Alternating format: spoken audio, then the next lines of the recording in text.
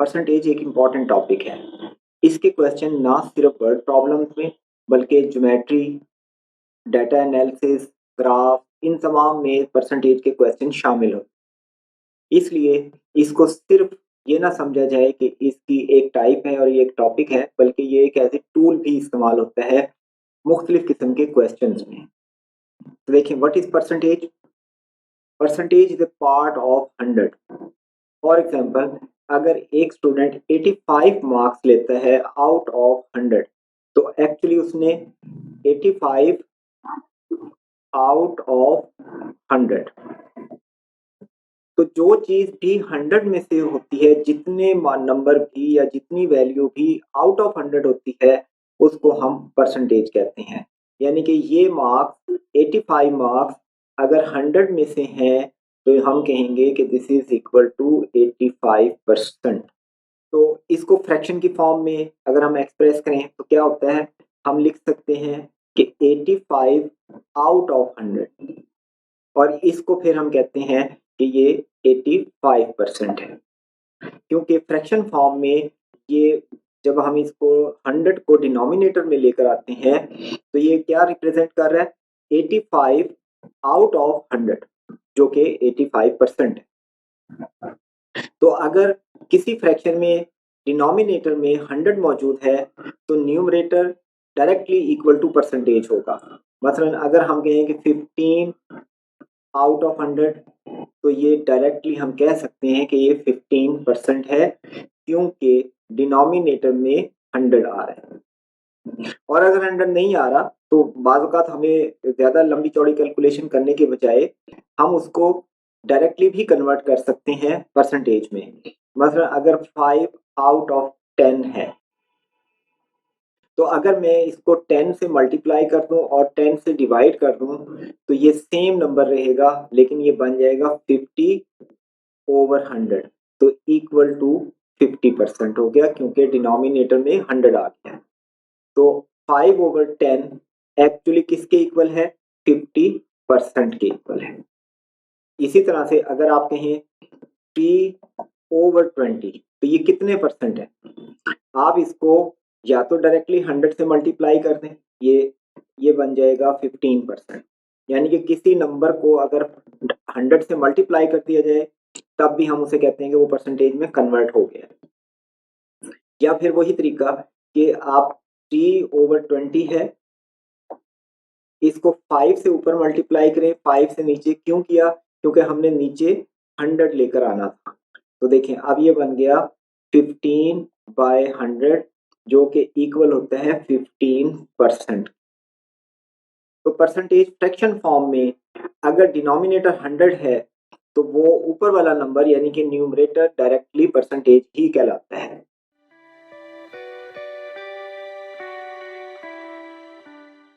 किसी भी नंबर को आपने परसेंटेज में कन्वर्ट करना है, आप उसे 100 से मल्टीप्लाई करें और उसके साथ परसेंटेज का साइन लगा दें, क्योंकि ये जो परसेंटेज का साइन है, इसकी वैल्यू होती है 1 ओवर 100। तो देखें, अगर मेरे पास है 1/2, मैं कहता हूँ ये कितने परसेंट है? मैं इसको 100 से मल्टीप्लाई करता हूँ और 100 से ही इसे डिवाइड कर देता हूँ, तो कोई फर्क नहीं पड़ेगा। तो ये क्या हो गया? ये हो गया 50, और ये जो 1 ओवर 100 है, ये इक्वल है परसेंटेज के साइन के, तो ये बन गया 50%। तो जब हमने किसी भी नंबर को परसेंटेज में लिखना हो और उसके साथ परसेंटेज का साइन लगाना हो, तो उस नंबर को 100 से मल्टीप्लाई करते हैं। मतलब 0.01, ये कितने परसेंट है? आप 0.01 को 100 से मल्टीप्लाई करें और इसके साथ परसेंटेज का साइन लगा दें, ये हो जाएगा 1%। 0.23 कितने परसेंट है? 100 से मल्टीप्लाई करें और इसके साथ परसेंटेज का साइन लगा दें, ये होगा 23%। इसी तरह 0.675 कितने परसेंट है? 100 से मल्टीप्लाई करें और परसेंटेज का साइन लगा दें, तो ये हो जाएगा 67.5%। सेम थिंग 0.015 कितने परसेंट है? 100 से मल्टीप्लाई करें और परसेंटेज का साइन लगा दें, ये आ जाएगा 1.5%। 2.35 कितने परसेंट कहलाएगा, 100 से मल्टीप्लाई करें और परसेंटेज में लिख दें, तो ये हो जाएगा 235%। 235%। इसी तरह से इसका रिवर्स भी मौजूद है कि परसेंटेज को किसी नंबर में कन्वर्ट करना। वो नंबर होल नंबर भी हो सकता है, इंटीजर भी हो सकता है, कोई डेसिमल भी हो सकता है या फ्रैक्शन हो सकता है। मसलन 13%, आप 13% को नंबर में कन्वर्ट करना है तो इसके साथ ये जो परसेंटेज का साइन है इसकी वैल्यू होती है 1/100, तो ये हो गया 13/1/100 और ये इक्वल होगा 0.13 के। तो 13% 0.13 भी है, या फिर इसे फ्रैक्शन में लिखना है तो 13/100 भी है। 250%, 250%, आप इसको नंबर में कन्वर्ट करना है, आप इसे 100 से डिवाइड कर दें, ये हो गया 250/100, ये इक्वल आ गया 2.5 के। 1.5%, 1.5/100, ये हो जाएगा 0.015। फिर 30.57%, ये किसके इक्वल हो जाएगा, 30.57 और नीचे इसके 100 था और यहाँ इशारिया, अब इशारिया आ जाएगा शुरू में, तो ये बन जाएगा 0.3057। इसी तरह से 28.87% है, तो सिंपली हम क्या करेंगे, परसेंटेज का साइन हटाना है, डेसिमल पॉइंट को 2 इधर ले जाए, क्योंकि जब हम 100 से डिवाइड करेंगे तो डेसिमल पॉइंट लेफ्ट साइड पर 2 प्लेसेस मूव कर जाएगा, ये हो जाएगा 0.2887।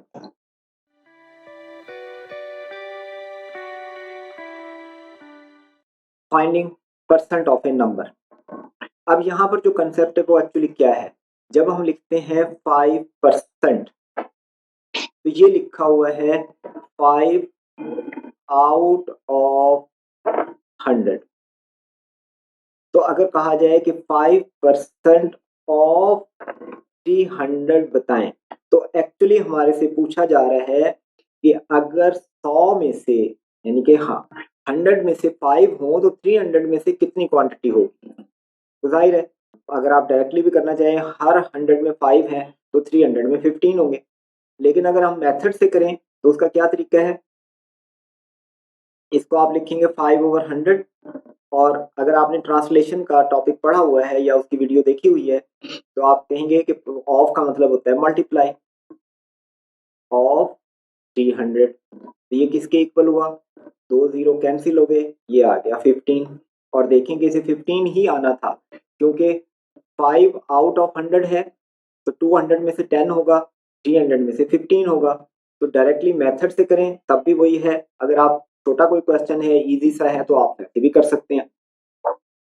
तो किसी भी नंबर का परसेंटेज मालूम करनी है तो उसको परसेंटेज से मल्टीप्लाई कर दें, जैसे 7% ऑफ 800, तो हम कहेंगे 7/100 मल्टीप्लाइड बाय 800, तो ये आ जाएगा 56।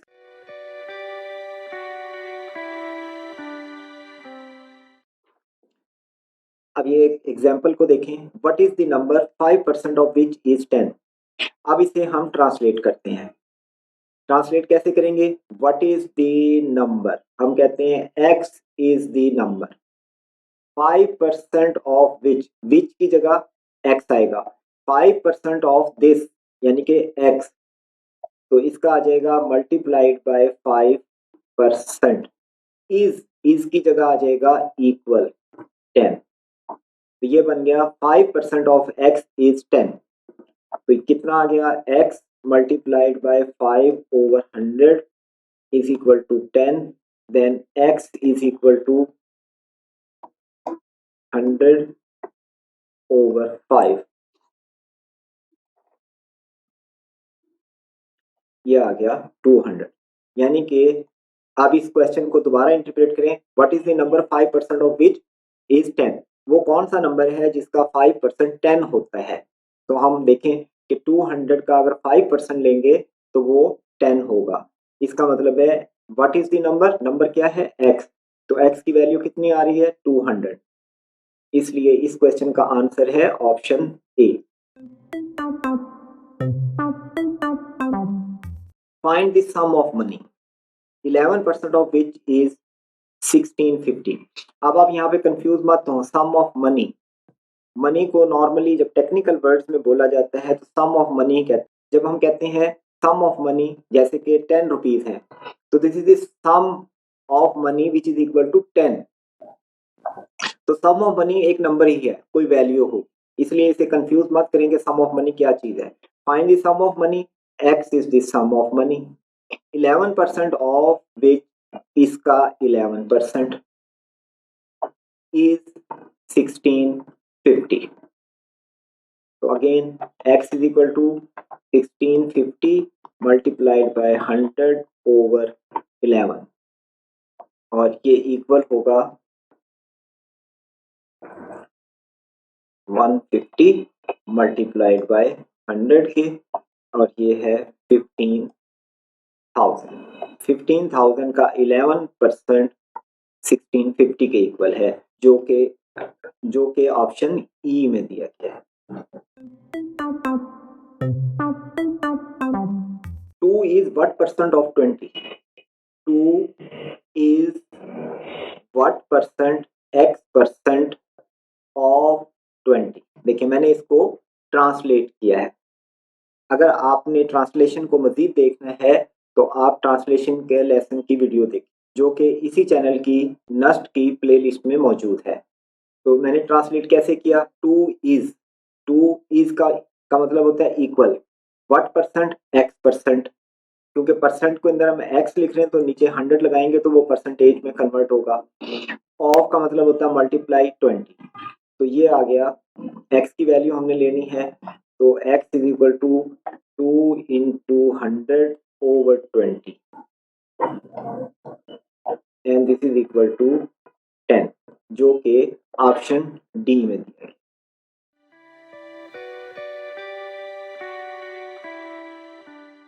अब कुछ कंसेप्ट देखते हैं जो कि मोर एडवांस क्वेश्चंस में यूज होंगे। मतलब इनिशियल वैल्यू से हम मुराद वो वैल्यू लेते हैं जिस पर अभी कोई परसेंटेज अप्लाई ना हुई, यानी कि बाज़ का मल्टी स्टेप क्वेश्चन होता है, तो हर स्टेप में वो वैल्यू इनिशियल वैल्यू होगी जिस पर अभी परसेंटेज अप्लाई नहीं हुई। फाइनल वैल्यू क्या होगी, फाइनल वैल्यू से मुराद वो वैल्यू है जो परसेंटेज की एप्लीकेशन के बाद आएगी। मसलन इनिशियल वैल्यू हम कह देते हैं 1000 रुपीज है और 10% हमने प्रॉफिट कैलकुलेट करना है। तो देखें ये इनिशियल वैल्यू, अभी इस पर कोई परसेंटेज नहीं लगी, ये इनिशियल वैल्यू है। फाइनल वैल्यू कब होगी, हम कहेंगे कि 1000 रुपीज थे, हमने प्रॉफिट कैलकुलेट करना है 10%, तो 10% आपने कैलकुलेट किया, ये आ गया आपके पास 100 रुपीज। ये अब फाइनल वैल्यू है, क्योंकि ये after the application of percentage आ रही है। ये इनिशियल वैल्यू थी, इनिशियल वैल्यू पे ये परसेंटेज अप्लाई हुई और ये फाइनल वैल्यू आ गई। तो फाइनल वैल्यू से मुराद इनिशियल वैल्यू पर जब आप परसेंटेज अप्लाई कर देते हैं तो जो वैल्यू आती है वो फाइनल वैल्यू है।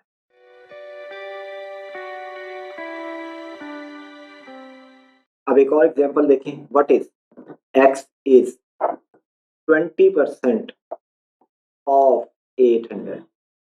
देखिए आपसे क्या पूछा गया था, what is 20% of 800।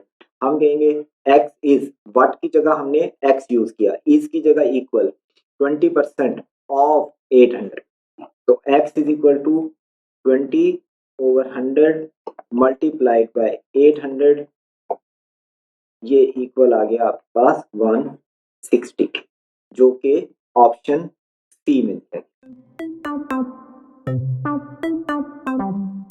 In a class of 20 students, 80% pass the first test. Find the number of students who pass the test. 80% पास हुए हैं, टोटल स्टूडेंट है 120, 80% पास हुए हैं, तो हमने तादाद बतानी है। तो हमसे पूछा क्या जा रहा है कि 120 का 80% बताएं, क्योंकि 80% ही पास हुए हैं। 96, जो कि ऑप्शन ए में दिया गया। अब हम ऐसे क्वेश्चन देखते हैं जिसमें हमें इनिशियल और फाइनल वैल्यू दी जाती है और हमने परसेंटेज बतानी होती है कि कितने परसेंट चेंज आई है, या ये अमाउंट जो फाइनल हुई है ये कितने परसेंट बढ़ चुकी है। तो आप देखेंगे परसेंटेज, फाइनल परसेंटेज खुद, जबकि हमें इनिशियल और फाइनल वैल्यू दी हुई हो, तो हम कैसे कैलकुलेट करेंगे? Final value minus initial value, यानी कि this is change over initial value multiplied by 100। For example, एक अमाउंट है 200, ये 250 हो गई, कोई परसेंटेज अप्लाई हुई है जिसकी वजह से ये 250 हो गई, जैसे प्रॉफिट हो जाता है। तो ये है अब इनिशियल वैल्यू, ये है फाइनल वैल्यू, आपने परसेंटेज बतानी है। तो final value 250 minus initial value 200 over initial value 200 और मल्टीप्लाइड बाय 100, ये आपके पास परसेंटेज आ जाएगी, जो कि इक्वल आ रही है 50/2, जो कि इक्वल है 25%।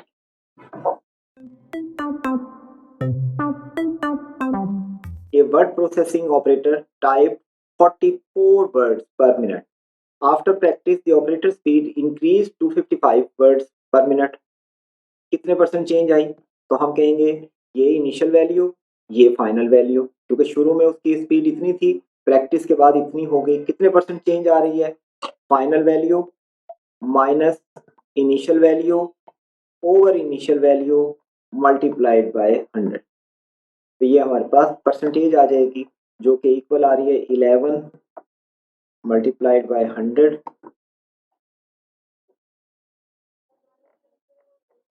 25%, जो कि ऑप्शन डी में। A man opened the book stall with a capital of 25,000. ये उसने बिजनेस स्टार्ट किया है। In 3 months his capital amount to this, उसका 3 महीने के ऑपरेशन के बाद इतनी अमाउंट उसकी हो गई। What is the increase percent? Again ये हो गई फाइनल वैल्यू 27,500, हमने परसेंटेज बतानी है। तो 27,500 माइनस इनिशियल वैल्यू जो कि 25,000 है, divided by initial value 25,000 multiplied by 100 for percentage, ये हो गया 2500 over 25,000 multiplied by 100,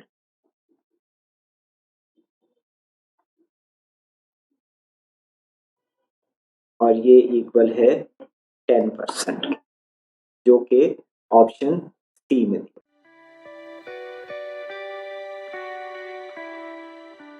complement, complement एक बहुत इंपॉर्टेंट कंसेप्ट है। इसकी वजह से हम मल्टी स्टेप क्वेश्चन को सिंगल स्टेप में कन्वर्ट कर लेते हैं और लेस टाइम के साथ, यानी कि बहुत थोड़े टाइम में हम क्वेश्चन को सॉल्व कर लेते हैं। लेकिन कॉम्प्लीमेंट है क्या?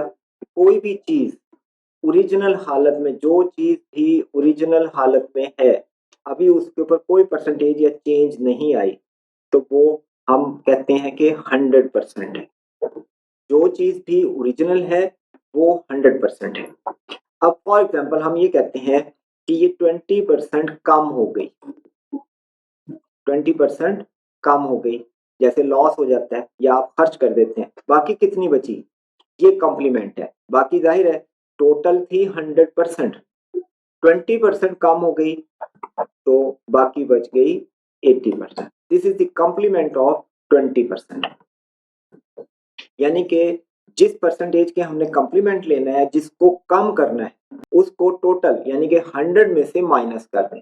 हम इस कंसेप्ट से बहुत सी कैलकुलेशन बचा लेते हैं, क्योंकि हम बजाय इसके कि बड़ी वैल्यूज की परसेंटेज लें और उसको प्लस माइनस करें, हम परसेंटेज को प्लस या माइनस करते हैं और कॉम्प्लीमेंट में सिर्फ माइनस होता है। तो माइनस करते हैं जिससे हमारे पास बकाया परसेंटेज आ जाती है और फिर हम उसकी वैल्यू निकालें।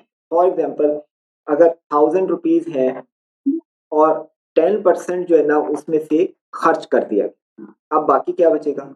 अब जाहिर है 1000 का 10% लेकर और उसे 1000 में से माइनस किया जा सकता है, लेकिन हम क्योंकि बड़े क्वेश्चन के लिए इस कंसेप्ट को लर्न कर रहे हैं, छोटे क्वेश्चन तो किसी भी तरीके से किए जा सकते हैं, लेकिन आगे चलकर जब हम कॉम्प्लिकेटेड क्वेश्चन में जाएंगे तो ये स्टेप आपकी बहुत सी कैलकुलेशन को कम कर देगा।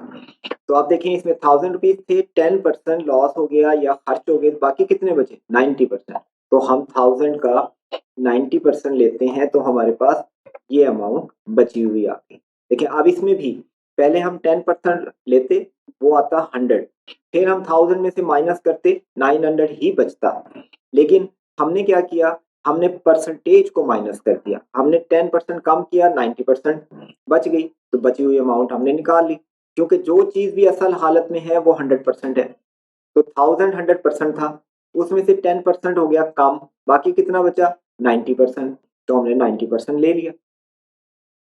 तो ये जो कंसेप्ट है, ये इस लेवल पे तो आपको लग रहा है कि ये बहुत छोटी सी बात है, हम इसको क्यों लर्न करें, डायरेक्टली हम वैसे भी कर सकते हैं, बिल्कुल कर सकते हैं, छोटे क्वेश्चन तो वैसे भी हो जाते हैं, लेकिन जब आप मल्टी स्टेप और ऐसे क्वेश्चन में जाएंगे जहाँ बड़ी वैल्यूज हैं, कॉम्प्लिकेटेड डाटा है, तो वहाँ ये कॉम्प्लीमेंट जो है आपके बहुत सारे स्टेप्स को कम कर देगा।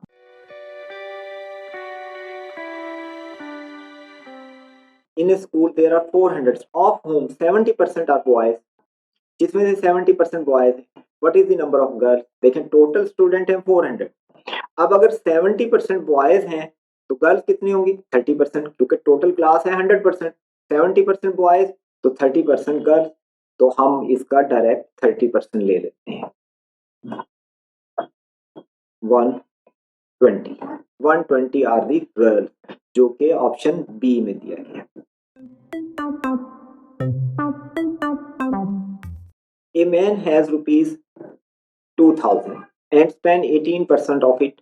What money he has left now? बाकी कितना बचा? 18% खर्च करने के बाद उसके पास अमाउंट थी 2000, 18% उसने खर्च किया, तो बाकी कितना बचेगा?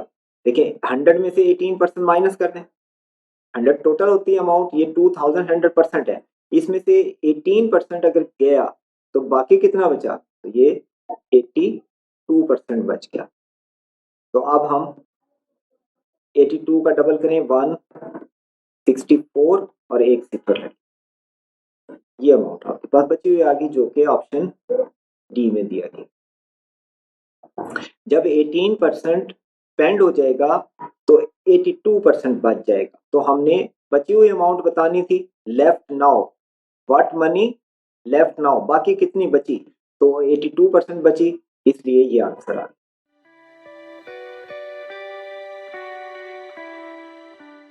फिर है कंपाउंड वैल्यू, ये कॉम्प्लीमेंट का इनवर्स है। अब चीज इंक्रीज होती है, कोई भी चीज जैसे हमने शुरू में ही लिया कि इनिशियल वैल्यू 100% होती है, किसी भी अमाउंट को हम इनिशियली कहते हैं कि वो 100% है। अब अगर उसमें 10% बढ़ जाए, जैसे प्रॉफिट हो गया, तो वो एक्चुअली परसेंटेज में इजाफा कर दें आप, तो वो एक्चुअली 110% हो गई। फॉर एग्जाम्पल अगर 1000 रुपीज है और इन्वेस्टमेंट की गई और वहां से 10% प्रॉफिट मिला, तो एक तो ये है ना कि आपसे डायरेक्ट पूछा जाए कि कितना प्रॉफिट हुआ, वो तो 10% हुआ, लेकिन अगर वो ये कहे कि बताएं टोटल अमाउंट कितनी होगी, यानी कि कंपाउंड, कंपाउंड से मुराद जो इजाफा हुआ है वो भी और जो इनिशियली उसके पास थी वो भी, इन दोनों को मिलाकर कितना होगा। तो जैसे हमने कहा कि इनिशियली वो 100% थी, ये 100% है, 10% और हो गई तो 110% हो गई, तो हम कहेंगे कि 1000 का 110%। ये 110% क्यों लिया? क्योंकि 100% ये खुद थी अमाउंट और 10% का इजाफा हुआ, तो हमने कहा कि ये 110% होगी। तो आप ये देखें कि आंसर आ गया 1100। ऐसे ही होना चाहिए था, क्योंकि 1000 का 10% होता है 100 रुपीज, जब 100 इसमें मिलेंगे तो 1100 ही बनना चाहिए था। अगेन वही बात कि अगर छोटे छोटे क्वेश्चन जैसे कि ये क्वेश्चन है, इसके लिए जरूरी नहीं है कि आप इस मेथड को करें, इसको तो बहुत से स्टूडेंट ऐसे हैं जो विदाउट पेन टचिंग यानी कि वो जबानी भी कर सकते हैं इसको, क्योंकि इतना मुश्किल नहीं है, लेकिन कंसेप्ट समझाने के लिए मैंने इसको बड़ा इजी रखा है। वरना जब मल्टी स्टेप्स में जाएंगे कि चीज एक ही टाइम में इंक्रीज भी हो रही है, डिक्रीज भी हो रही है, और बात का स्टेट वैल्यूज भी हमें चाहिए, तो उस वक्त हमें कंपाउंड और कॉम्प्लीमेंट के कंसेप्ट की जरूरत होगी। तो ये कंपाउंड में क्या होता है कि इसमें एडिशन होती है, कोई परसेंटेज इंक्रीज हो जाती है तो 100 से बड़ी हो जाती है वैल्यू, और कॉम्प्लीमेंट में 100 से लेस होकर जो बाकी बचती है वो लेते हैं हम।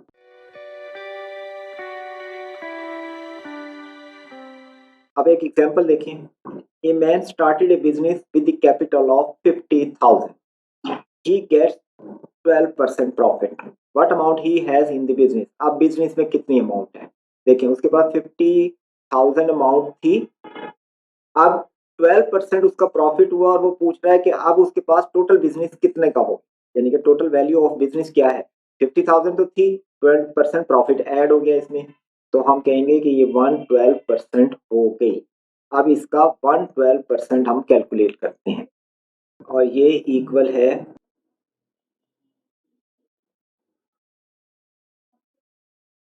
56,000, जो कि ऑप्शन बी में।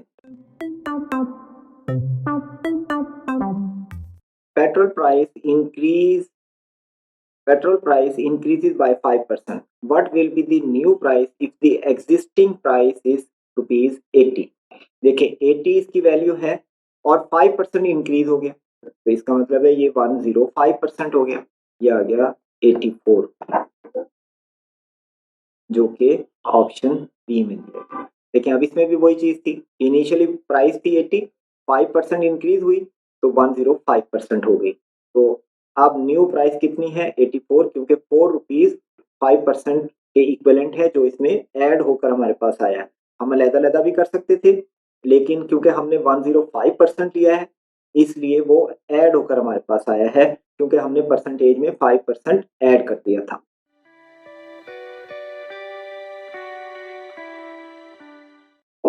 अब आते हैं मल्टी स्टेप पर, सक्सेसिव चेंजेस। सक्सेसिव चेंजेस मिसाल के तौर पर आप देखेंगे एक कंटेनर है, इसमें 100 लीटर वाटर मौजूद है और हर रोज इसमें से 10% वाटर एवेपोरेट कर जाता है। तो देखें ये था 0th डे, ये स्टार्ट था, नेक्स्ट डे इसमें वाटर कितना होगा 90 लीटर, क्योंकि 10% एवेपोरेट कर गया। उसके बाद क्या होगा, ये फर्स्ट डे, फिर ये सेकंड डे कितना होगा, अब वाटर कितना उड़ेगा, कितना एवेपोरेट करेगा 10%, किस में से जो बचा हुआ है वाटर वो एवेपोरेट होगा। 100 लीटर तो अब उसमें है ही नहीं, उसमें तो 90 लीटर है, तो 90 लीटर का जब 10% कम करेंगे तो ये होगा 81 लीटर। देखें अब ये है सक्सेसिव चेंज, पहली चेंज फिर इस चेंज पर दूसरी change, this is called successive changes. तो इसको अगर हम डायरेक्ट करें तो हम कहते हैं कि पहले दिन 10% कम हुआ 90% रह गया, अगले दिन फिर 90% 10% कम हुआ 90% रह गया। तो देखें खुद ब खुद हमारे पास 81/100 दिस इज इक्वल टू 81%। और अगर ये लीटर में था तो परसेंटेज खत्म कर दें तो 81 लीटर बच गया। तो देखिए ये है successive change, change over change, यानी कि बीच में कोई स्टेप्स ऐसे होते हैं जिसमें वैल्यू चेंज होती है। जैसे इनिशियली ये थी, लेकिन बीच में एक स्टेप था जिसमें एक वैल्यू चेंज हो चुकी है by the application of this percentage, और फिर वो परसेंटेज दोबारा इस अमाउंट पर लगती है, इस पर नहीं लगेगी, ये तो रहा ही नहीं, 100 लीटर वाटर तो उसमें है ही नहीं, अब उसमें 90 लीटर है, 10% तो वहां से खत्म हो चुका, तो 90 लीटर पे अगले दिन लगेगा, 10% उड़ेगा तो 81% बचेगा। तो ये चेंजेस कहलाती हैं सक्सेसिव चेंजेस, जिसमें चेंज ओवर चेंज आती है। तो इसी तरह से देखें कि एक शख्स के पास 1000 रुपीज थे, पहले उसे 10% प्रॉफिट हुआ, फिर 10% लॉस हो गया। अब आप बताएं उसके पास कितने पैसे हैं। तो देखने में तो यूं लगता है कि जी 10% प्रॉफिट और 10% लॉस, नो, पहली जब परसेंटेज अप्लाई करेंगे तो क्या हो, 1000 रुपीज थे, 10% प्रॉफिट हुआ, 110% हो गया, तो अब उसके पास 1100 रुपीज है, और ये जो 10% लॉस हो रहा है वो इस 1100 पर हो रहा है, तो अब इसका 10% कम करेंगे तो आपके पास आएगा 90% बचेगा ये, क्योंकि 10% लॉस। अब इसको आपने इनिशियल वैल्यू लेना है फॉर दिस ट्रांजेक्शन, यानी कि अब ये 100% है तब ये परसेंटेज अप्लाई होगी। 10% कम हुआ, 90% बच गया, तो देखें 990 बचेगा, 10,000 नहीं वापस आया। अब हम इसी क्वेश्चन को शॉर्ट मेथड से करते हैं।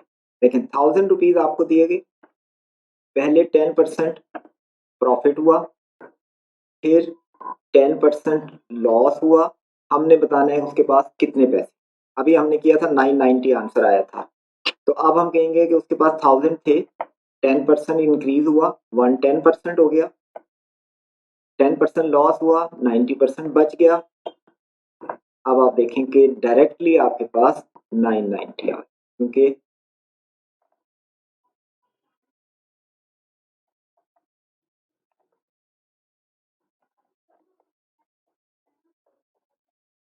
हमने इसको एक ही स्टेप में किया है कि 1000 था, 10% बढ़ने की वजह से 110 हो गया। फिर क्योंकि अब ये एक नई अमाउंट बन चुकी है, हमने कैलकुलेट नहीं किया लेकिन ये एक्चुअली नई अमाउंट बन चुकी है जो कि 1100 के इक्वल है, और इसके ऊपर 10% कम करना है। हम कहेंगे कि ये अब 100% है फॉर दिस ट्रांजेक्शन। फिर हमने 10% कम किया तो 90% को हमने कैलकुलेट किया तो वो 990 के इक्वल है। इसी तरह से अगर यही अमाउंट ले लेते हैं, 1000 है, 10% एक दफा प्रॉफिट हुआ, फिर 10% प्रॉफिट हुआ दूसरी दफा, अब टोटल कितनी अमाउंट है, तो हम कहेंगे 1000 रुपीज थे, 10% इंक्रीज हुआ, फिर 10% इंक्रीज हुआ, तो अब उसके पास ये अमाउंट। देखें इस परसेंटेज को आपने ऐड नहीं किया, अगर आप ऐड करेंगे तो 20% बनेगा और फिर ये 1200 आना चाहिए था, लेकिन नहीं, क्योंकि पहली परसेंटेज के अप्लाई होने के बाद ये अमाउंट चेंज हो चुकी है, अब ये 1000 नहीं है, तो इस पर जब दूसरी परसेंटेज अप्लाई होगी तो चेंज वैल्यू आएगी, ये 10% के इक्विवेलेंट नहीं रहेगा क्योंकि पहली अमाउंट चेंज हो चुकी है, ये 1100 बन चुकी है।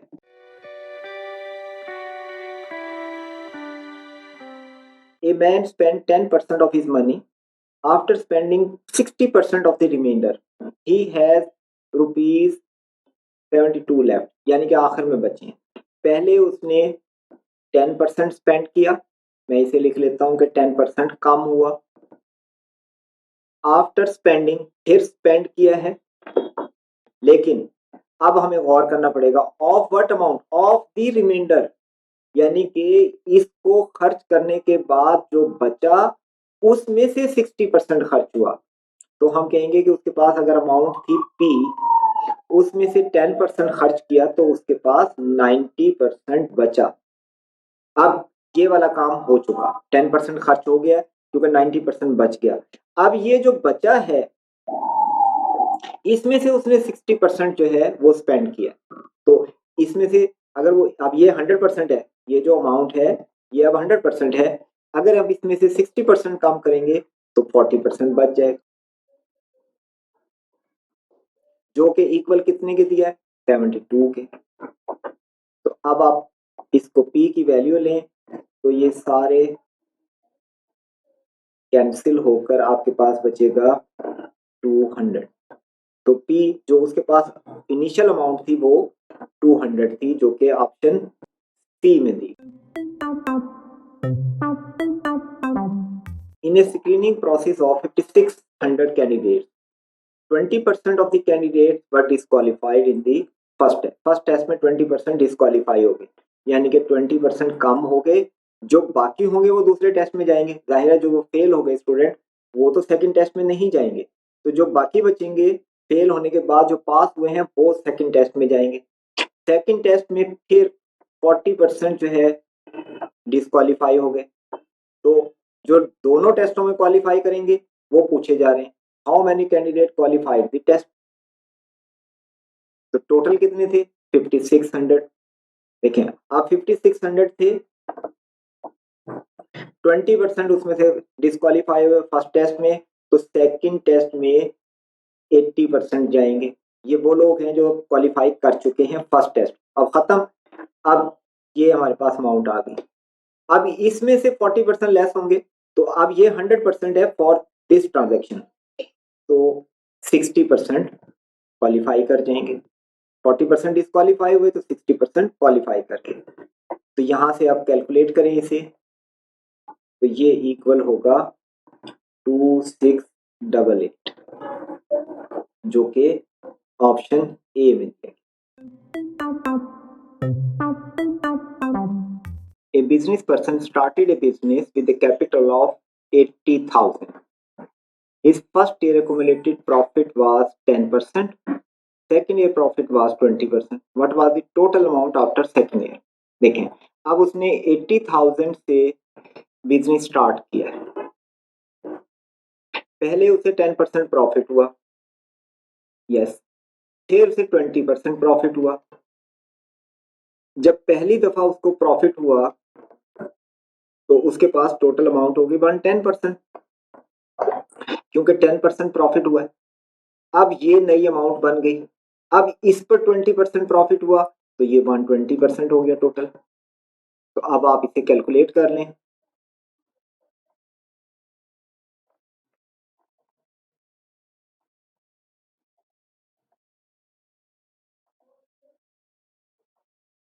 जो कि इक्वल है इसके, जो कि ऑप्शन सी में दिया गया है।